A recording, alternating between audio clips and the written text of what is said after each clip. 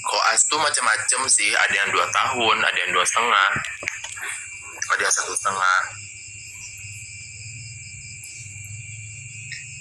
Kalau Pak Dokter berapa katanya?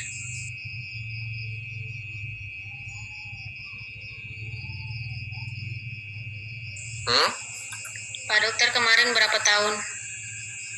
Aku kemarin S1-nya 3,5, koasnya tuh 2 tahun, ya 2 tahun kayaknya. Kenapa? Tahunan aja aku sudah mumet. Lama banget ya. Itu yang 3,5 tahun itu gelar aku baru S1 loh, sarjana kedokteran. Belum dokter kan? Belum dokter.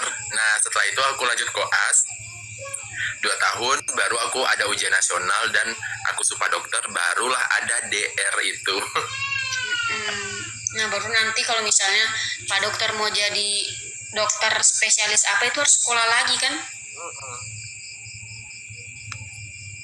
Panjang perjalanannya, cuman aku nanti ke depannya nggak tahu sih ini kemana arahnya aja. Cuman ya kalau banyak sih lahannya itu, nggak harus jadi spesialis juga.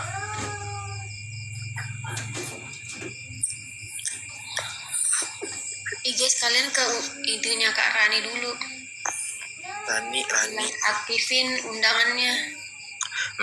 Mehong sekolah spesialis. Ya sebenarnya kan ada tawaran kayak beasiswa gitu loh guys. Cuman kan kalau kayak gitu tuh harus effort juga, ikut ujian, dan kalau lolos ya alhamdulillah gitu. Nah itu nanti kalau pengen dapat beasiswa gitu. Tapi umumnya kalau yang berduit ya bayar sendiri. RS Tamtama, iya bener, RS militer. Oh, rumah sakit militer dia yang. Iya. Karungkitku aja letnan kolonel.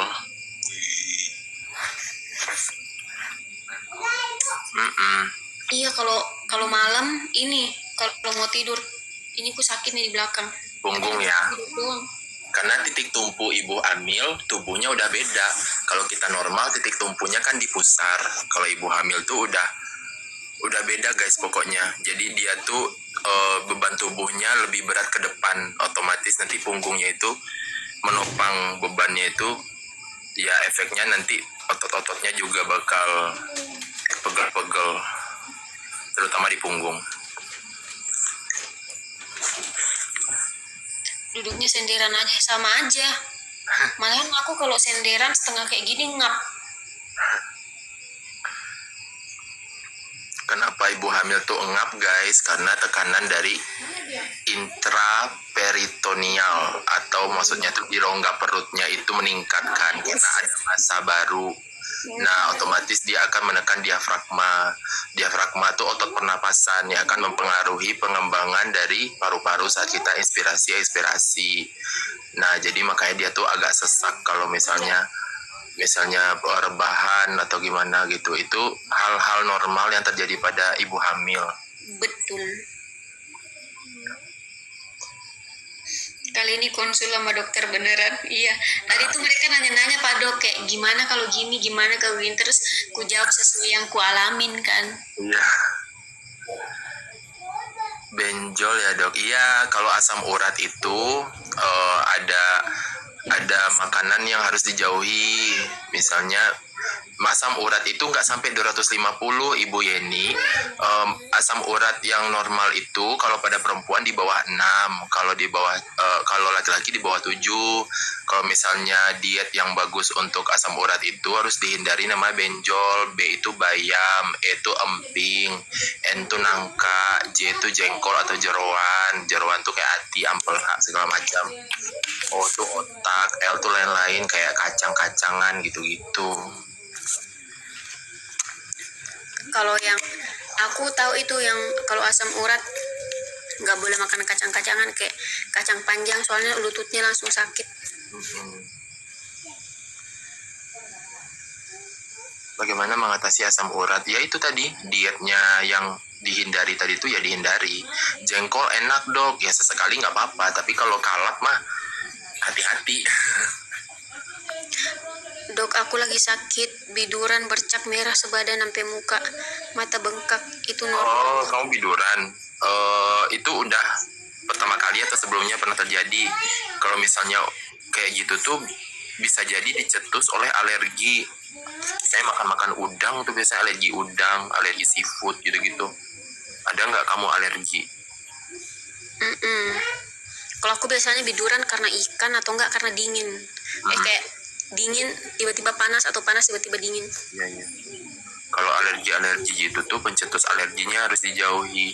Kalau untuk gatal-gatalnya sebadan itu bisa minum cetirizine, bisa minum loratadine, atau CTM juga bisa. CTM itu ada efek sedatif, bisa ngantuk gitu bagi beberapa orang. Aku kalau minum CTM pasti ngantuk terus. Tapi kalau aku mau makan ikan, aku makan CTM dulu. Oke, bisa juga, bisa. Pak dok mau nanya kenapa pipi Nia bengkak lah. Penting banget lu nanya, penting. Kalau gitu mungkin dia bertambah berat badan, guys. Dia kan lagi doyan-doyan makan tuh. Iya, doyan makan ya. Apalagi sekarang udah muntahnya udah berkurang banget. Guys, kalian percaya aku awal-awal hamil selalu konsultasi sama Pak Dokter Iqbal. Aku bantu-bantu dikit-dikit aja kok, guys. Dia udah ada Nggak dokter. dikit semuanya.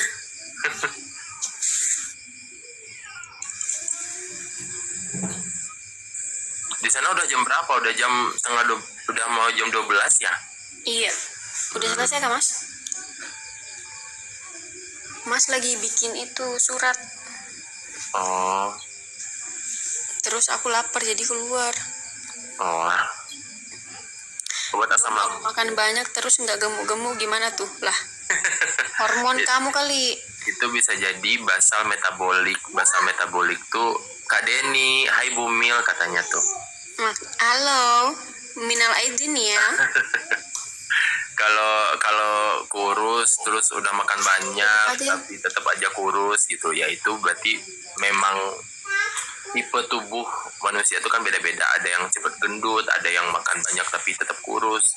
Itu metabolismenya beda-beda. Asalkan gula darah tetap normal, kolesterol tetap normal, ya gak apa-apa gitu. Cacingan dok.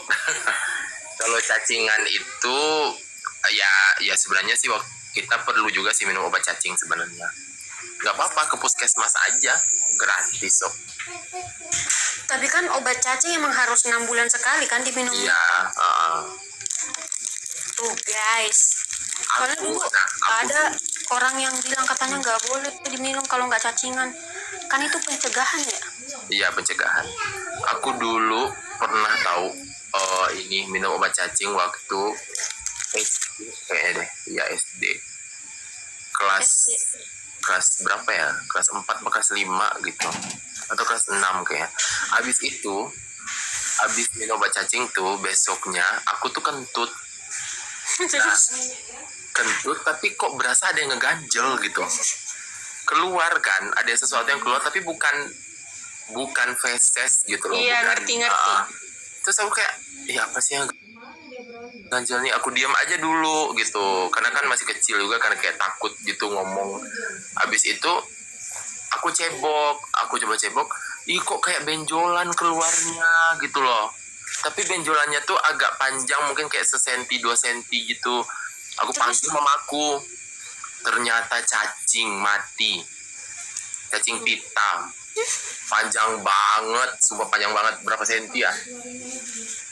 Kayak 10 cm mungkin ada. Sampai mamaku bilang, nak, ususmu keluar nak, kata mama. Terus aku takut dong. Ngilu pasti tarik. Iya, terus kayak udah mati, warna pink gitu loh, kayak cacing tanah. Iya, cacing pita kan? Cacing pita. Kayak cacing tanah tapi dia tuh versi lembutnya gitu, versi softnya gitu. Kayak dia warna pink. Aku takut banget, sumpah takut banget. Fansku bilang aku juga pernah gitu. Aku tarik panjang banget. Iya. Dok, obat kurang duit apa? Nah loh. Kerja, sayang, kerja. Vertigo yang sering kambuh sering kambuh dok. Nah kalau vertigo itu kan pusing berputar. Nah kalau kayak gitu tuh dia bisa dari sentral, bisa dari Tadi aku misalkan. kalau sentral tuh bisa dari saraf kranial. Tapi kalau vestibular koklear itu. Nah tapi kalau misalnya yang perifer itu bisa dari rumah keong yang ada di telinga dalam. Itu kan ada satu organ kita kecil banget, itu tuh lepas dari tempatnya, yang mana dia tuh menjaga keseimbangan tubuh. Makanya kita tuh pusing gitu karena dia tuh bergerak di rumah keong itu tapi nggak tahu kemana gitu loh, padahal dia tuh tetap awalnya. Nah akibatnya ya pusing, pengen pingsan, mual muntah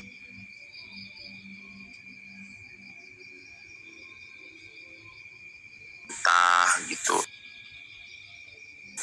Nah kalau orang-orang vertigo kayak gitu tuh, kalau misalnya dari bangun ke tidur atau dari tidur ke bangun, itu nggak boleh tiba-tiba, harus pelan-pelan banget gitu. Udah lama banget nggak dengar bahasa itu. Terakhir aku dengar waktu aku kuliah kedokteran. Repot lu Kak Denny, repot. Itu guys, vertigo itu adalah pusing berputar. Kalau pusing doang itu bukan vertigo. Dia harus disertai pusing berputar. Baik itu berputarnya kita seolah-olah berputar atau sekitar kita seolah-olah berputar kepada kita gitu. Kalau mamaku katanya kayak dia yang itu, kayak dia yang di atas, kayak dibalik. Ya, kayak mau jatuh gitu. Terus sakit kepala juga kadang, disertai sakit kepala, mual muntah juga. Reva, thank you. Dok, iparku sering pusing berputar. Trombositnya tinggi banget sampai 3 juta. Emang iya? Hah? Apaan trombosit 3 Trombosit juta? atau eritrosit? Kalau eritrosit masih normal, tapi kalau trombosit cuma ratusan ribu, 170.000 sampai 450.000 biasanya itu normalnya. Mungkin tuh eritrosit, mungkin sel darah merah.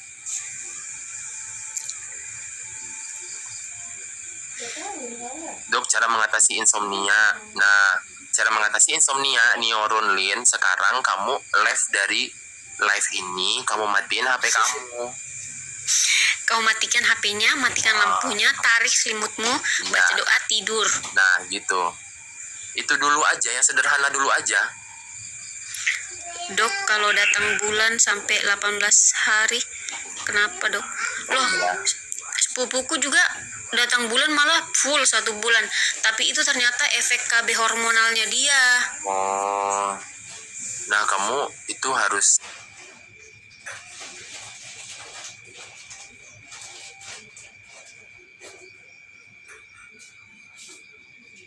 terjadi di kamu, kayak normal di kamu gitu loh. Cuman ya efeknya mungkin bakal jadi anemia, kekurangan darah. Udah 2 bulan katanya. Oh, udah 2 bulan. Kamu ada pencetus nggak, kayak misalnya stres lagi kuliah atau lagi kerja atau ada sesuatu yang dipikirkan, itu juga ngaruh. Tapi aku malah kalau stres nggak halangan loh. Iya, beda-beda sih. Kalau Nia berarti tipenya nggak halangan dia. Berarti terhambat peluruhan rahimnya berarti. Kalau stres tuh pasti bulan ini nggak halangan. Kadang sampai 3 bulan, 4 bulan. Dok, aku sering kekurangan uang. Itu kenapa ya? Itu karena kamu manusia yang membutuhkan kebutuhan untuk hidup.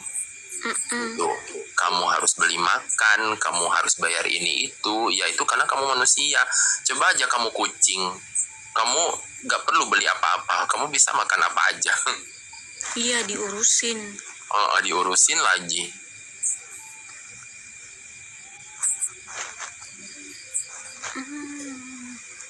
Kalau usus turun itu lewat mana? Kalau misalnya dia turunnya ke selangkangan misalnya, atau ke kemaluan, kalau bagi yang ya cewek cowok bisa sih, itu sama dengan hernia. Love you dok, love you too. Hernia tuh yang cowok ya? Dua-duanya bisa nih ya, cewek Oh, cowok iya. bisa. Karena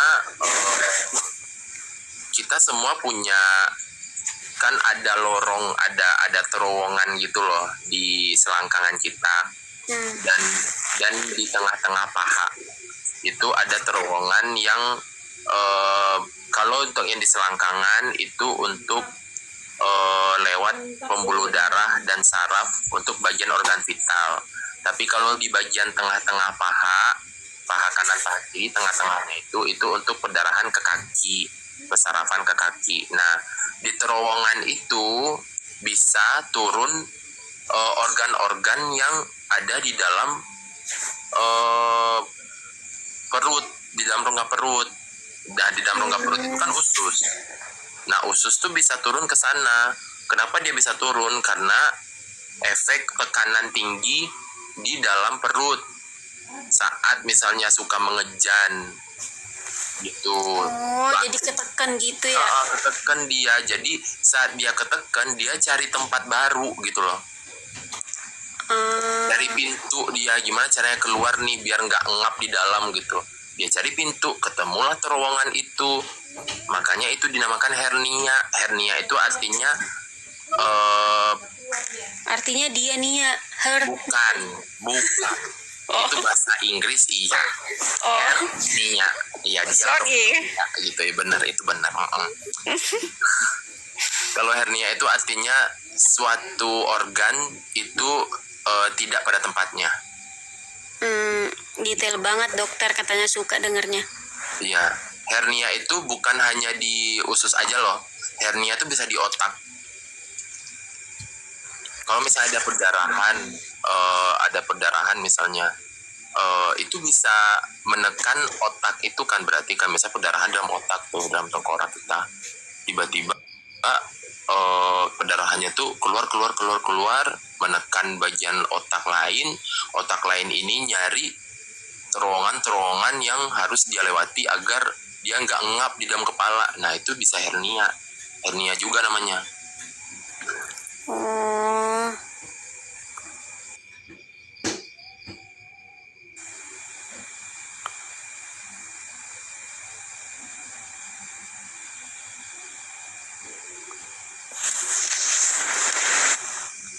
Pencegah obat apa nih dok, pencegah buat asam lambung yang sudah parah. Kalau asam lambung yang sudah parah berarti kamu udah sering berobat ya. Kenapa kamu bilang udah parah? Berarti kamu udah sering berobat kah? mampus. Kalau dokter nanya kayak gitu serem tahu bawaannya.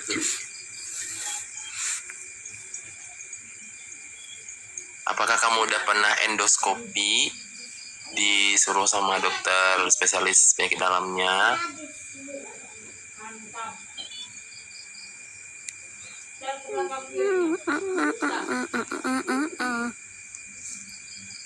Intinya kalian kalau GERD jangan ganjel perutmu pakai roti. Nah ya, roti itu kan gandum ya guys. Nah, gandum itu meningkatkan produksi asam lambung, hati-hati loh. Iya kan Pak Dok, fakta kan itu. Jangan pakai roti. Kalau ya makan nasi aja. Tapi ada loh suaminya temanku, dia GERD tapi sembuh dan dia nggak ada berobat dokter gitu. Jadi dia kan kalau kita asam lambung kan kayak 2 jam sekali, 4 jam sekali kan makan dikit gitu kan. Kalau dia nggak, kalau dia kan abis makan nasi tuh perih banget. Jadi kayak dia cobain hari ini sesendok, terus kayak gitu besoknya 2 sendok, gitu-gitu guys, terus sembuh sekarang. Jadi sekarang apapun dia makan enak-enak aja. Karena katanya kalau dia berobat dokter kayak kan cocok-cocokan orang kan. Nah dia tuh kayak ngerasa dirinya malah makin sakit gitu-gitu. Oke. Ya nggak apa-apa. Kalau misalnya bisa mengatasi sendiri kan lebih paham dengan badannya juga. Nah maksudku kayak pasti kita semua paham sama badan kita sendiri nggak sih? Iya. Walaupun dokter bilangnya kayak gini-gini, tapi kalau kita nyamannya kayak gini dan badan kita bisa nerima, kayak ya udah. Iya, nggak apa-apa. Bagus kayak gitu.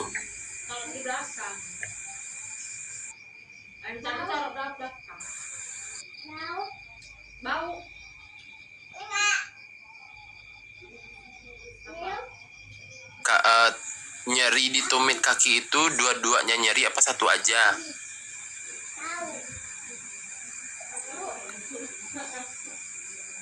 Nyerinya kalau pagi hari habis bangun pagi itu suka nyeri apa enggak?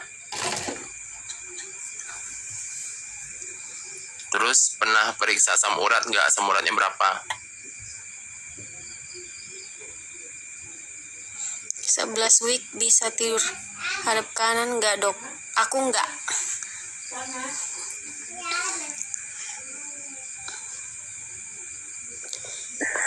Kenapa katanya? Itu hamil 11 minggu. Oh. Apa nih? Teddy DA ya? Tadi dia live loh padahal. Amin.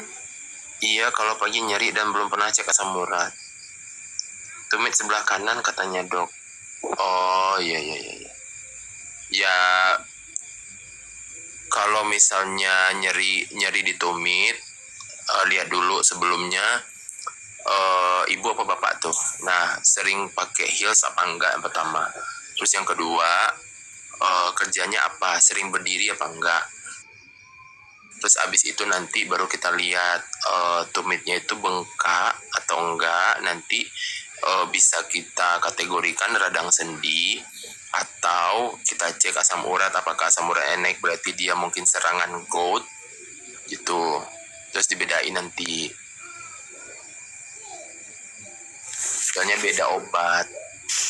Katanya dok, di tenggorokanku ada amandel, tapi kok nggak sakit? Kan semua orang punya mandel, cuman ada yang bengkak, ada yang enggak. Nah itu, semua orang tuh punya amandel guys. Kalau dalam bahasa medisnya tuh tonsil namanya. Dia tuh berperan sebagai antibodi tubuh. Jadi dia tuh melindungi tubuh kita dari makanan-makanan yang kotor, kemudian makan-makanan yang merugikan untuk tubuh kita, yang bisa memicu radang gitu. Makanya kalau kita misalnya makanan yang kotor waktu kecil ya, terus suka makan es, berarti kan susu ekstrim gitu ya. Yang radang duluan apa? Amandel, yaitu karena dia yang menghadapi itu duluan gitu. Kalau di bagian rongga mulut. Dok, mukanya kok warna-warni? Masa sih warna-warni muka? Oh, karena aku lagi nonton YouTube tuh. Screennya. Karena efek Kata dari Mas, dok, ininya. obatnya sering makan malam apa? Lu lapar. Lu lapar. Siapa? Agung. Hati-hati Agung, jangan terlalu sering makan malam mah. Kalau bisa dikurangi makan malam tuh. Aku alhamdulillah sejauh ini nggak ada stretch mark. Oh, nggak ada semat, belum ada mungkin. Alhamdulillah. Karena aku pakein bio oil guys tuh, bio oil putus lagi. Oh, iya bagus lah berarti. Biar nggak kaget kan perutnya kalau melar. Iya, soalnya kita penyanyi.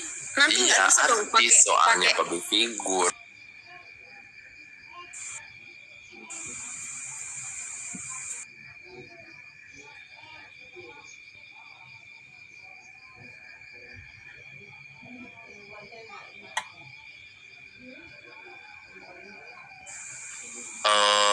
Kamu apendisitis.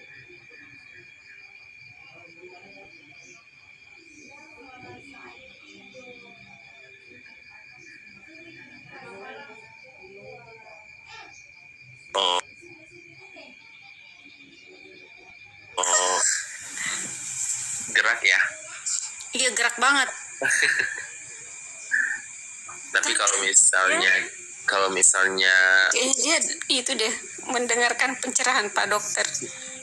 kalau usus buntu misalnya nih, pernah usus buntu, radang gitu ya, terus operasi. Nah kalau udah operasi ya nggak mungkin ada appendicitis lagi. Hepatitis apa? Istilah-istilahnya ya. Kalau kita pasti udah kayak itu apa ya? Appendicitis itu radang usus buntu. Kalau aku tanya apa itu hepatitis gini, oh